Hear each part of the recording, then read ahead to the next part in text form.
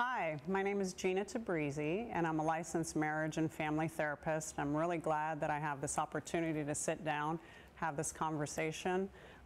Representing today here and being for New Directions, and they've invited us to be guest speakers, so I thank you for that. I'm very honored to have that privilege. And one of the reasons that I wanted to speak, I've been in the field for over 24 years, and I've been working with dual diagnosis. And basically, that's trauma, addiction, recovery. And when a person has mental health issues as well as addiction issues, we like to call that dual diagnosis. There's a lot of facilities and a lot of therapists out there that focus on these issues. And what I want to say to you is that at the core of that issue is trauma. And that word is a catchword these days. You hear it everywhere. Everyone says they treat trauma. It's one of those things that catches your eye and catches your attention. For many, many years, the belief is that trauma is something that was only attached to Vietnam vets, let's say. Post-traumatic stress disorder was a very common disorder. What we're starting to understand now is trauma is a lifelong process. As long as we're walking the planet, as long as we're being with other human beings and relating with other human beings, there's always the possibility of some traumatic event. It could be as simple as a death of a loved one, or even your favorite pet, or even a dear friend. It could be losing your house, and in this recession, losing your job, being displaced, being homeless. I mean, these are incredible traumatic events that are happening right now, daily, to all of us, to people that you're close to. And even witnessing someone that you care about go through an illness is incredibly traumatic. I know from personal experience struggling with illnesses for the past several years, and what that has done and impacted me and my family is unbelievable. For me, defining trauma as an event, not just an event that where you feel your life is threatened, that's just the surface of it. That's the definition most people go by. For me, trauma is any time that I've experienced in my life the feeling of my needs not being met. And these could be your basic needs of life, sustenance, water, shelter. As in poverty, that's a common experience. Sexual abuse, physical abuse, all these things are traumatic. Then there's your emotional basic needs, the need to be loved, the need to be validated, the need to be seen, the need to be heard, the need to feel a part of a group, a part of a family, the need to be protected, and the need to be supported. All of these basic needs, as we grow up from the beginning of our life story, and our life story always begins at home. It starts where we came from. It's such a huge part of who we become, and the story plays out throughout our life.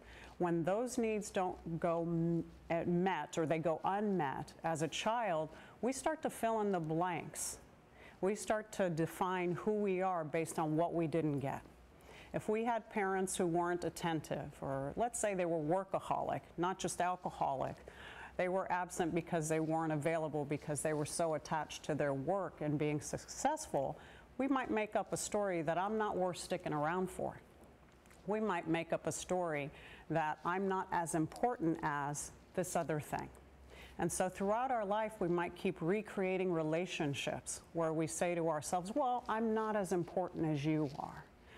Underneath that, this is a beautiful statement, and we've got a new word that we've been using for years and years, is codependency. And everybody says they're codependent. Well, originally, codependency was I'm addicted to a person who has an addiction. Codependency has become the way that I function in relationships is dysfunctional. The relationship with others and the relationship with myself. If I'm not willing to go back and look at my family history and the stories that I made up, those blanks that I filled in, those negative beliefs I created about myself, I'm going to have a hard time unwinding that tape and figuring out today how to do those things differently. I like to call it getting your story and getting your history straight. Well, Pia Melody is definitely the forefront of getting your history straight. It's such a big part of working with trauma. If the things that I'm saying to you as you're listening to them, you identify with it, you have the sense of going, oh my God, that's me, or that's my childhood, or that's my story, I want you to know that it begins with just getting that story straight.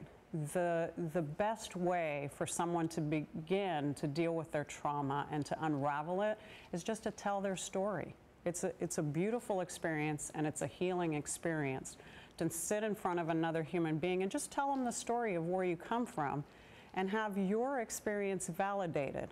Most of the time when you hear the word trauma, and in the ways that I defined it, were my basic needs met, did my life feel threatened? A lot of people like to say, no, it wasn't that bad. We're fabulous at minimizing, rationalizing, suppressing this information, especially if we have full-blown addictions going on. When your needs aren't met, you're going to go to addictions to fill those needs. You're going to try to fill that empty shell that you've been carrying around.